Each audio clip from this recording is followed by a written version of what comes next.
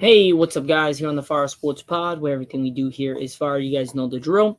So let's get right to the show I have for you guys today here on Recap Monday. We are season 4, episode number 8. I'm your host, Zack Jackson, and we got a fire show for you guys today. We're going to be going over two segments. Both has something to do with the NBA world. First, we're going to do what are the top free agents in the basketball world that are still available with the departure of DeMar DeRozan going to the Sacramento Kings.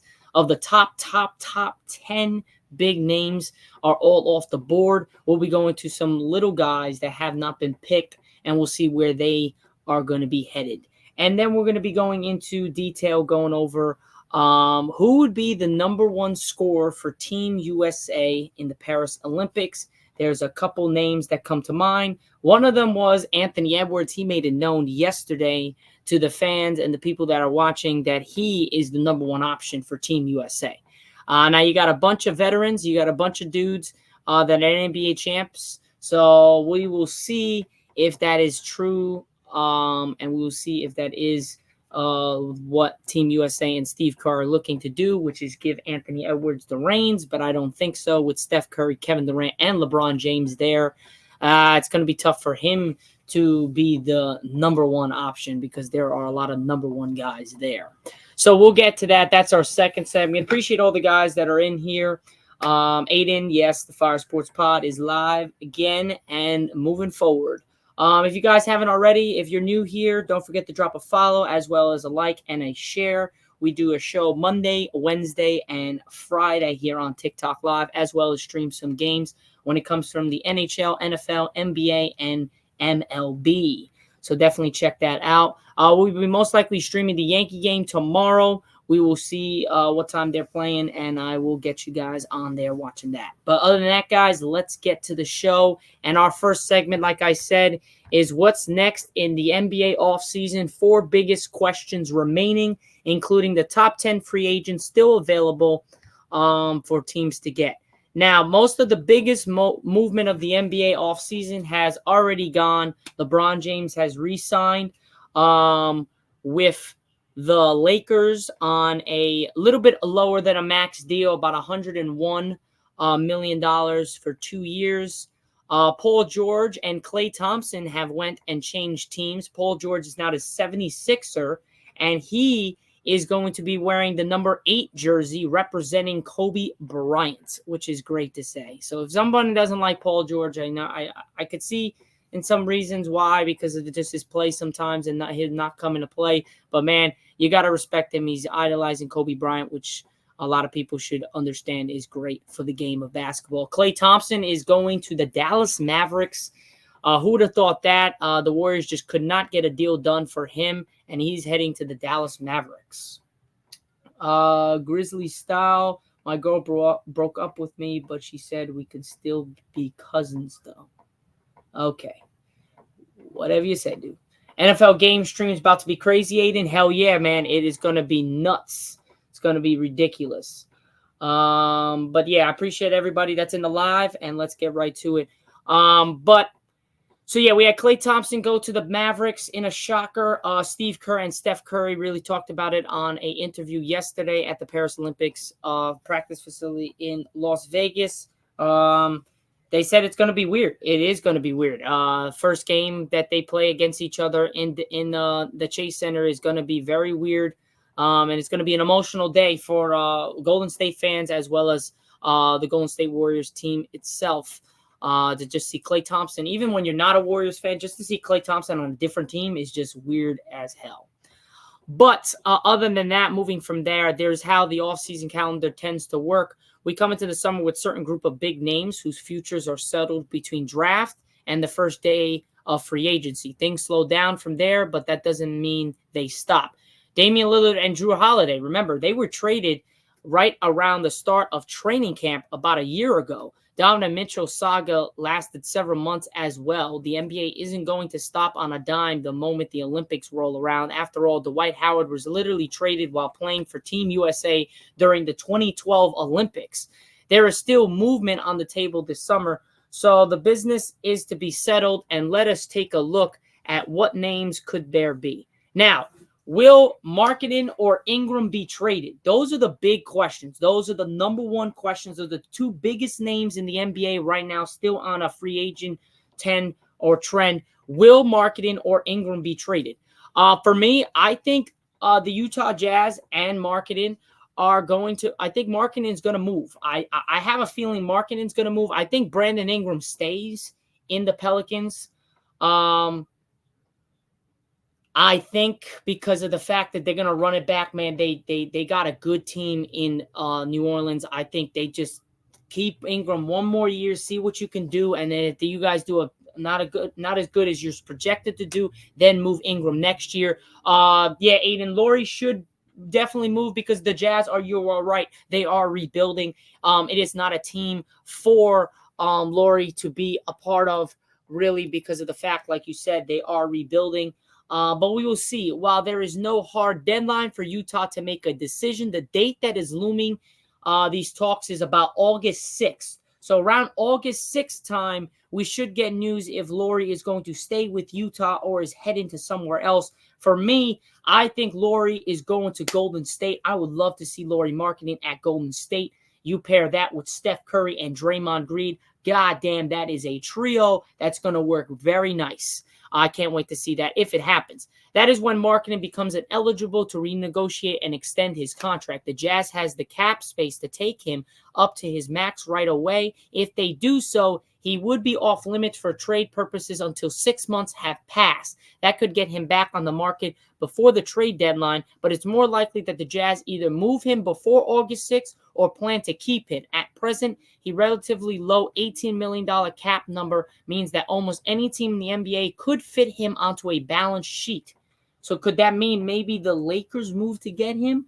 Doubt it, but there is a possibility every really team could make a move for Laurie Marketing.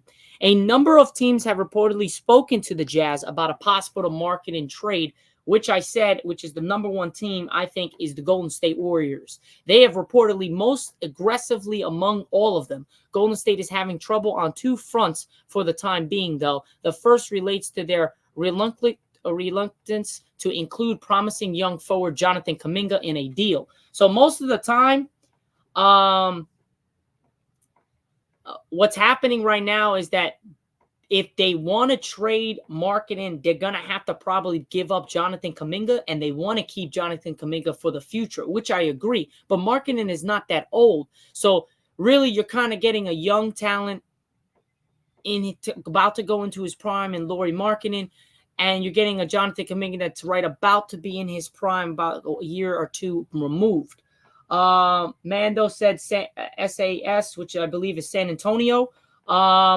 That would be nice. I mean, I would love to see San Antonio pick up Laurie Marketing. That would be pretty cool, pairing with Chris Paul and Victor Wembanyama. That's a nice one. But there hasn't been really any talks about San Antonio really being in the fold. It's more of Golden State.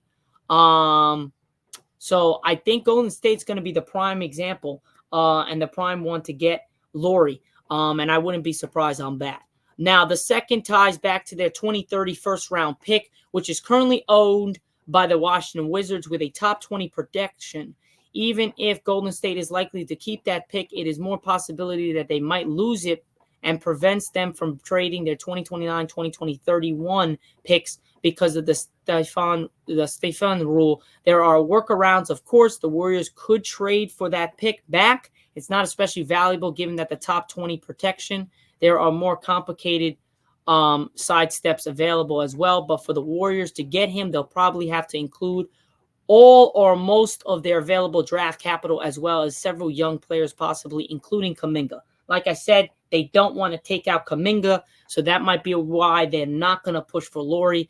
I personally would go right after Laurie Marketing. The man is a show and can put on a show and drop 20 to 25 points a game. A man's a beast. He definitely deserves that. I would definitely get him. Now, the Kings were reportedly among the suitors. Their trade for DeMar DeRozan probably rules them out now, though they still control most of their picks. The Spurs, Heat, and Pelicans have been mentioned as possibilities as well. So Marketing is among more versatile offensive forwards in the NBA, and he plays for Danny Ainge's team. He won't come cheap. So like they said, the Spurs, Heat, and Pelicans. Why I think the Pelicans won't work, because then they would have to swap. If you swap Ingram and Laurie to the Jazz, maybe that could work. But other than that, I would not switch it. If it doesn't involve a switch, don't do it. Pelicans. The Heat, if they want to get another star there for Jimmy Butler and Bam Adebayo, that would be a nice one. You got Jimmy Butler, Bam Adebayo, and Lauri Markkanen on the same team. That's cool. Spurs, I said as well. So you got 4 legitimate contenders. I think the Warriors are above all of them. Then you can maybe put the Spurs there with the Heat, and then I think the Pelicans are last, just because of the fact that you would just have to swap both. Now, the second star that appears to be likely trade candidate is Brandon Ingram, like we said, but his future is murky. He's eligible for a 4-year, $208 million max extension. The Pelicans, by all accounts, do not want to pay it because of the fact of the matter is he hasn't been as healthy and reliable.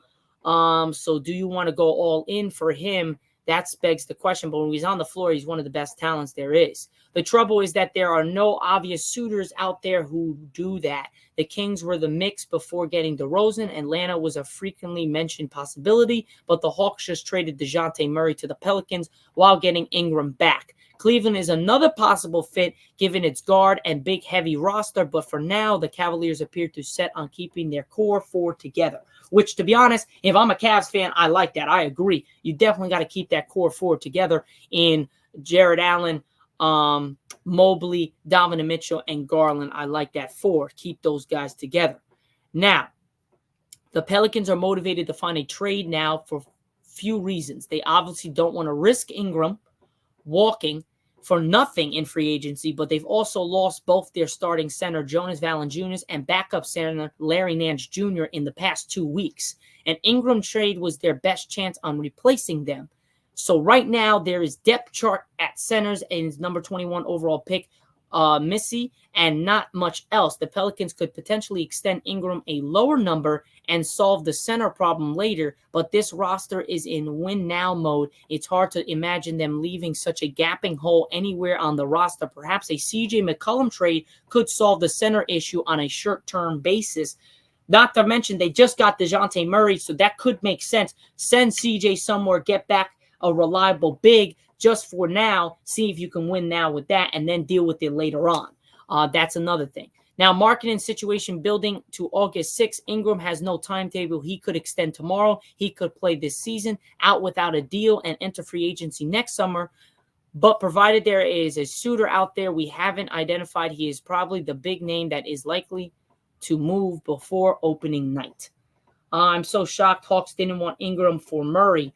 Yeah, I was a little bit shocked as well, but at the same time, that's why the Hawks are the Hawks, and that's why they can't do shit. Now, number 2, that was number 1 we were looking at. Brandon Ingram and Lauri Markkanen are probably the 2 biggest names still left on the free agent board. Where would they go? I'm voting Lauri leaves to go Golden State. Brandon Ingram stays with the Pelicans 1 more year and leaves next summer in free agency. Now, what smaller deals will go down? There are certainly teams waiting out the Markkanen situation before making bigger swings in the trade market. However, there will be inevitably the other trades that come in the next few months. Here are a few of the likely moves. The Nets taking an aggressive step forward toward rebuilding by trading Mikal Bridges to the Knicks. But more importantly, they swapped several valuable Phoenix picks to the Rockets for their own picks back from the James Harden trade. That enabled them to tank properly, and given the price they paid to do so, they are going to be aggressive about it. Holding veterans like Cam Johnson, Dorian Finney-Smith, and Dennis Schroeder into the season makes no sense. Even if you extract better returns at the deadline, that value is very little by the games that they've helped you win between October and February. Almost anyone could use Johnson's shooting or Finney-Smith's defense. They will have wide market. Schroeder is more of a niche fit for a team that needs a ball handling / offensive creativity. So that is one thing there. Now, at the same time, you can get things from Schroeder, but he's old now, so it's not right like you're getting a guy that's going to score 15, 16 a game. Schroeder's more of a niche fit, really, but he's played well in the playoffs in the past and is among the league's best backup point guards. So if you want a backup point guard, then go ask the Nets, see if you can get a trade with that. Now, the Lakers, they're going to do something, I hope. Aiden, that the Lakers are going to do something. It might be as simple as paying some other team to take one of their minimum players like Christian Wood, Cam Reddish, or Jackson Hayes. So they have the roster spots needed to sign another free agent or two. It might be something bigger involving their two tradable first-round picks, 2029 and 2031. But it's hard to imagine the Lakers will essentially roll last season's roster over into next season, with the only changes being Dalton Connect and Bronny James for Taurean Prince and Spencer Dinwiddie. We have few positional log jams on teams that could use a bit of a roster balancing. Notable, the Kings have too many offensive first perimeter players, De'Aaron Fox, Malik Monk, DeMar DeRozan, Kevin Huerter, and they could probably stand to flip Huerter for some more defensive-oriented front court help. The Blazers heavily invested in the centers DeAndre Ayton, Donovan Clingan, and Robert Williams III. This one could drag into the season, but given the limited minutes available here, it would probably make sense to try to move Williams now rather than later. Lakers are interested in Gary Trent Jr. I'll take Gary Trent. He's a veteran, can shoot the long ball, can get downhill. I'll take him. I would take him. I like that move. That would be nice to have somebody like that. Now, there are still teams looking to make cap dumps. The biggest is the Chicago Bulls, who would love to get off the last 3 years of Zach LaVine's max contract and the last 2 years of Nikola Vucevic expensive deal from last offseason. If possible, no takers thus far. We'll see if the Bulls can offer enough to get anyone to bite. There are also teams that wouldn't mind using their cap space to accept another cap dump in exchange for assets. There are several teams that could do so through some trade exceptions. The Jazz have plenty of cap space to do so if they want to, but now appear set on holding that space for a possible marketing deal. The Pistons still have nearly $25 million in cap. That's something right there. And there aren't many free agents left to spend on, so they are presumably open for business as well. The Clippers are reportedly looking for a new home for Russell Westbrook. The Denver Nuggets are only known suitor at this time. I would like to see Westbrook go to the Denver Nuggets. That would be something. I would like to see that. There are going to be trades we can't predict as well, but they are all the ones that make the most sense. So we'll see what happens in the near future. Now, who's the top free agents on the market? Kyle Lowry, the 76ers still need a backup point guard, and the chance to compete for another championship with his hometown team would likely be enticing. However, if they was set on taking a minimum deal, he would have done so by now. Keep an eye on the Knicks, who employ basically every other Villanova product in the NBA and still have their taxpayer and mid-level exception to use. So there's still a lot of things. If I'm the Knicks, I would go after Kyle Lowry to be the point guard to back up Jalen Brunson. That would be a great pick, I think. Gary Trent Jr. is one of the best overall scorers still on the market, but there doesn't appear to be a non-taxpayer mid-level exception deal out there for him. Might be this summer, Kelly Oubre, a player who tries to wait for a market that doesn't arrive before ultimately signing with a contender for a cheap try to rebuild value for next offseason. So I think Gary Trent Jr., like Aiden said, come to the Lakers. Tyus Jones, one of the NBA's best backup point guards, but backup point guards aren't drawing him big contracts this offseason. There's still a starting job waiting for him in Washington. If he wants, he'll probably either re-sign with Washington or work with the Wizards to build a sign and trade. Isaac Okafor, the best restricted free agent left on the market. Okafor is the difficult position by playing an expensive team. Cleveland has less than $10 million in room below the luxury tax lines to see if he can re-sign with them. Luke Kennard is a three-point specialist. Grizzlies have tax credit right now. They have around $6 million. Maybe the Lakers go after Luke Kennard, nice knockdown shooter, can shoot the long ball. I'll take him big time. Landry Shamet is still available as well. Wizards waived Shamet for financial reasons, so he's available. Markelle Fultz is still on the market. They have the Magic have not re-signed him. Gordon Hayward of Oklahoma City is still there. Daniel Tice of the Boston Celtics He's as well there. And Paul Reed of Philadelphia is still there. Caleb Martin was signed to the 76ers from the Miami Heat. So we will see. Who will get big money rookie extensions? Cade Cunningham already got one. Scotty Barnes, Franz Wagner, Evan Mobley, Jalen Green, and Sengun are up on the table by next year. I think all three of them are going to get big monster bags. Tyrese Maxey already got his monster one. So those three, Jalen Green, Sengun, and Evan Mobley, are going to get one. Bulls are basically boxed into a hefty extension for Josh Giddey. They wouldn't have traded Alex Caruso without planning for paying him. Things to get uncomfortable. Murphy is overqualified for bench duties in fourth season. Jalen Johnson will give a payday from the Hawks. So there's a lot of free agents still available, for good free agents available for teams to sign. And that's pretty much it for the free agents here. We are about 20 minutes currently through our show, and we are going to be moving on to who I think is going to be the number one scorer for Team USA. Right now, we have a lot to get to in this one. Is Anthony Edwards Team USA's top scorer, power ranking potential number one options? I'm sorry. No. We will see about that. Now, with Team USA's minicamp underway in Las Vegas, hear what Anthony Edwards had to say. And he's got the internet buzzing throughout the world of sports. I'm still the number one option, Edwards told reporters on Sunday. Y'all might look at it differently. They've got to fit in to play around me. That's how I feel. That's a bold statement from a 22-year-old, especially in the context of the team that includes the NBA's all-time leader in points, LeBron James, a center who just averaged more points than minutes in 2023 and 2024 in Joel Embiid, the greatest shooter of all time in Steph Curry, and arguably the best pure scorer ever in Kevin Durant. That's a bold statement coming out of Anthony Edwards. But boldness is what we've come to expect from Edwards. At his last 12 months suggest he can back up that quote. Of course, he isn't the only player in the mix of that distinction. The players listed above don't even make up the entire list of potential choices. Now, here we're going to break down the number one. Can't believe the Sixers got Caleb Martin. Yeah, Jack, I was surprised that Caleb Martin went to the Sixers and they got him. That's a stacked team in Philadelphia, man. You got Paul George, Tyrese Maxey, Joel Embiid. Not to mention, you now have Caleb Martin and Paul George. That is a scary team. Caleb Martin at the 2, Tyrese Maxey at the 1, Paul George at the 3, Joel Embiid at the 5, and then at the 4, you can plug in anybody.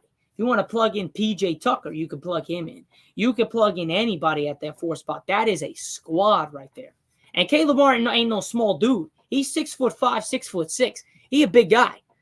Not on this team. Before we get to the top 5, it's worth mentioning a handful of dynamic scorers who led plenty of NBA teams in scoring, but probably don't quite have the stature or altitude necessary to ascend above the rest of the particular roster. I don't think Devin Booker is going to be the guy. He has a 70-point performance in his past and has averaged 27.2 points per game over the last 3 seasons. Man's all world. Can do everything on the basketball court. But I don't think he is going to be good enough to be the number one option and the number one scorer. Now, but a lot of this production comes as an on-ball creator on a team with LeBron and point guards like Curry and Tyrese Halliburton. Booker isn't likely to get the volume of shots necessary to lead this team in scoring. Anthony Davis, a superstar on the Lakers, my guy. Just his nickname to me is Glass Davis because he gets hurt all the time. Last year, thank God, knock on wood, hopefully he doesn't get hurt this year. But superstar, but he's in a 1A, 1B situation on his own NBA team, much less Team USA on a roster with as many players who can create from scratch as this one. AD's defense is going to be a lot more valuable than his scoring. No doubt about it. Hands down, that's correct. Then there's Kawhi Leonard, who just keeps getting hurt. He's definitely not leading the team in scoring. Who has a knack for elevating his game, including his scoring in high-leverage situations. It's easy to imagine him playing a relatively low-minute role on Team USA, though. He's just missed the tail end of Los Angeles Clippers' postseason run with a right knee injury, and his injury history suggests that coaching staff should be cautious with him. And finally, it's the defending champ, Jason Tatum. He's coming off the first title of his career, but the Boston Celtics broke through as a team, and Tatum's willingness to defer was critical. On a squad with as many superstar scorers as Team USA has this year, Tatum isn't likely to assert himself to this degree necessary to lead it in scoring. He's going to be more of the facilitator, knock down shots when he's open, create, get to the basket, but he's not going to be that guy that's going to be taking the ball up and jacking up threes and taking it to the hole all the time. That's going to be for everybody else. So the top 5, here we go. Number 5. Actually, who's number 1 for them? Okay. So this is what I think. LeBron James. He's my guy. He's my idol. Love LeBron. You can never go wrong with LeBron, right? But guess what? LeBron's not leading the team in scoring. He's that last for me. Even the Bleacher Report has him last. I don't have LeBron doing. He's going to be the facilitator. He's going to be the point guard. He's going to be the leader. He's going to be the guy that runs the team. But he's not going to be the guy. He's going to score, but he's not going to be the number 1 scorer. No. LeBron James, though. This is no big personality and celebrity on the roster than LeBron James. Though he is 39 years old, the oldest guy in the NBA. He's proved last season that he is still capable of both running an offense and scoring like a number 1 option. LeBron is likely to handle the ball as much as anyone on the roster and will make plenty of decisions who will finish plays. Given the way he's played throughout his career, the decision will often be someone other than himself. Though on a roster as stacked as this one, the past first instance LeBron has flashed for years will shine through. So while LeBron will take over as a scorer in multiple games and moments, he's probably not going to be the number 1 scorer option for this iteration of Team USA. Now, at number... Okay, so for me, I'm going to put... I don't know, man. It's between... I want to say... I'm going to take... Kevin Durant is going to be the top. I'm going to put Anthony Edwards at the 4 spot. Why? You might ask me. Why?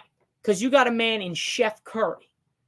The man is literally the best shooter of all time. I think Steph Curry is going to be in the top 3 of scoring. So I'm going to put Anthony Edwards at 4. Bleacher Report has Steph at 4 and Anthony at 3.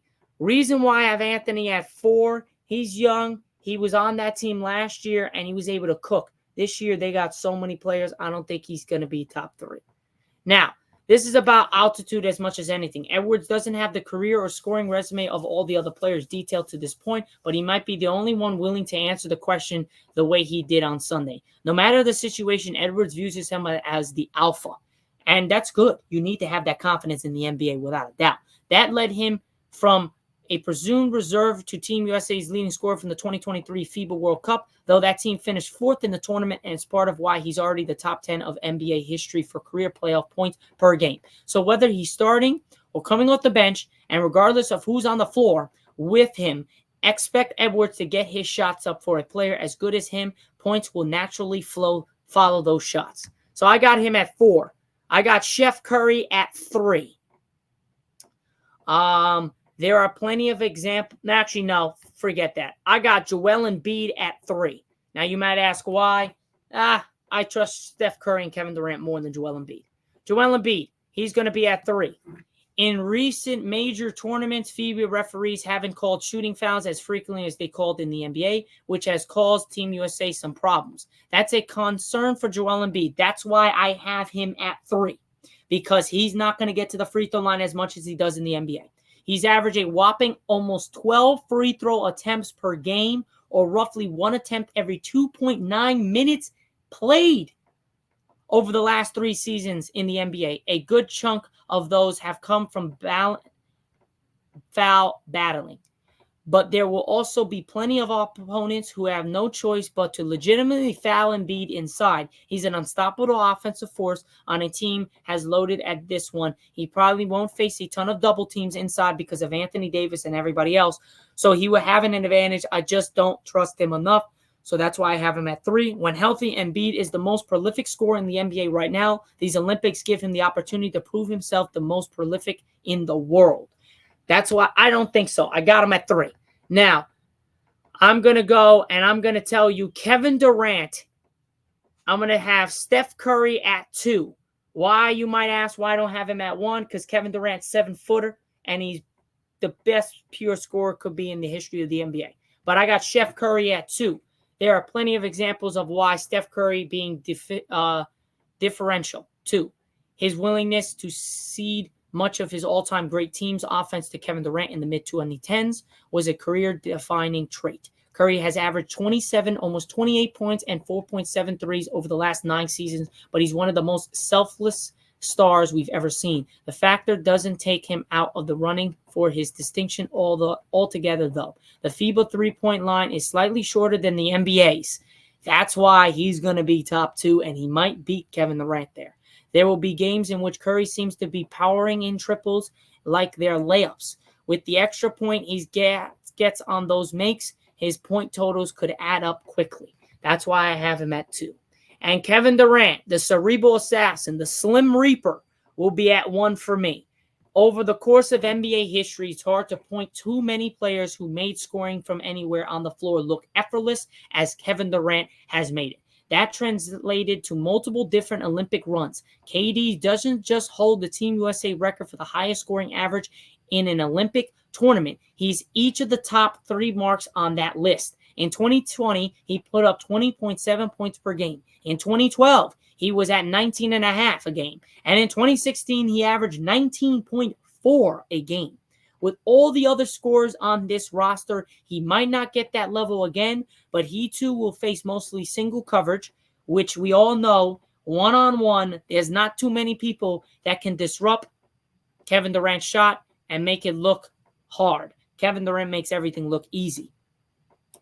Now, he'll score from all 3 levels. The shorter three-point line might help him more than Curry, who's known for his way beyond the line range, and he'll be walking mismatch. Plenty of other countries around the world are catching up to the American basketball in the front court. Serbia has Nikola Jokic, France has Rudy Gobert and Victor Wembanyama, and could have had Embiid if Embiid didn't go with USA. He went with USA.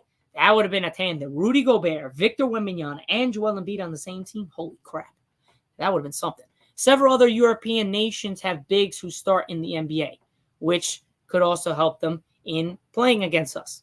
Now, but the Team USA's opponents aren't going to be equipped with the right forwards to slow down a 6'11" flamethrower like Durant.